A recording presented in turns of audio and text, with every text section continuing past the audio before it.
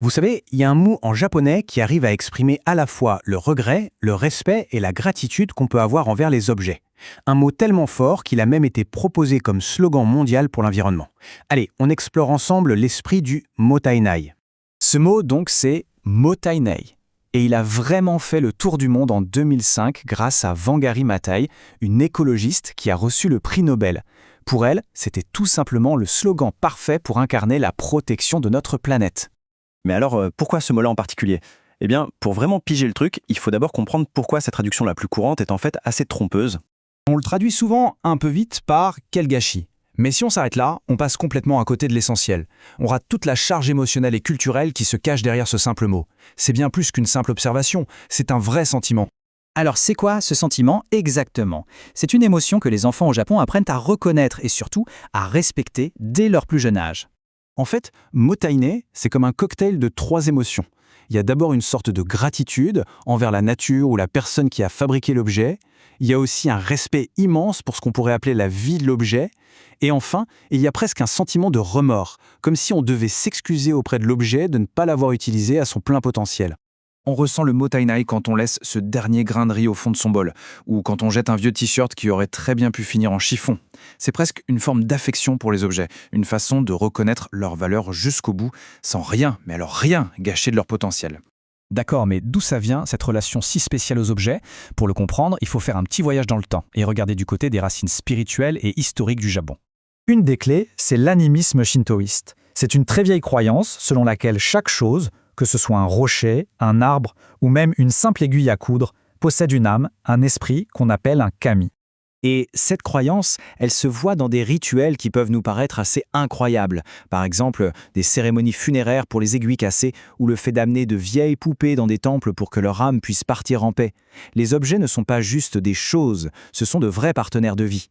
Et avec cette philosophie, eh bien, le Japon a inventé, bien avant que le mot n'existe, ce qu'on appelle aujourd'hui l'économie circulaire. Et à l'époque des deux, c'était vraiment des maîtres en la matière.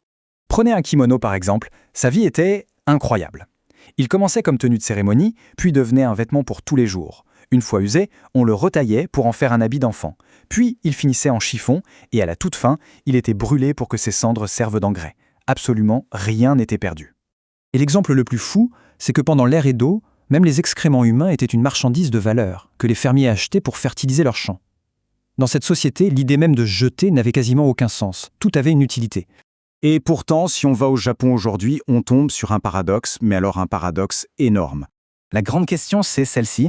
Si cet esprit du motainai est si profondément ancré dans la culture, comment expliquer que le Japon moderne soit le roi de l'emballage excessif, parfois jusqu'à l'absurde? Comment la tradition et la réalité peuvent-elles être si éloignées? En fait, la réponse, c'est une sorte de collision entre plusieurs grandes valeurs culturelles. D'un côté, on a le motainai, et de l'autre, on a une quasi-obsession pour l'hygiène et le concept d'omotenashi, cette fameuse hospitalité japonaise qui veut que la présentation soit absolument parfaite. Et concrètement, qu'est-ce que ça donne? Eh bien, du suremballage pour que tout soit beau et hygiénique, des dates de péremption très courtes qui provoquent un gaspillage alimentaire énorme, et même des légumes parfaitement bons qui sont jetés juste parce qu'ils n'ont pas la bonne forme. Mais heureusement, les choses commencent à bouger. On sent qu'une nouvelle génération est en train de se réapproprier cette idée de motainai. Des initiatives comme les banques alimentaires ou des applis qui vendent des produits imparfaits mais bons deviennent de plus en plus populaires. C'est le signe d'une vraie prise de conscience. Et toute cette complexité, ce mélange de tradition et de modernité, en fait un sujet de discussion absolument fascinant, qui nous pousse aussi à réfléchir à nos propres cultures. Par exemple, on pourrait se demander, chez nous, comment on gère ça, le combat entre l'écologie et le côté pratique des emballages? Où est-ce qu'on place le curseur? Autre super question, et notre rapport aux objets alors?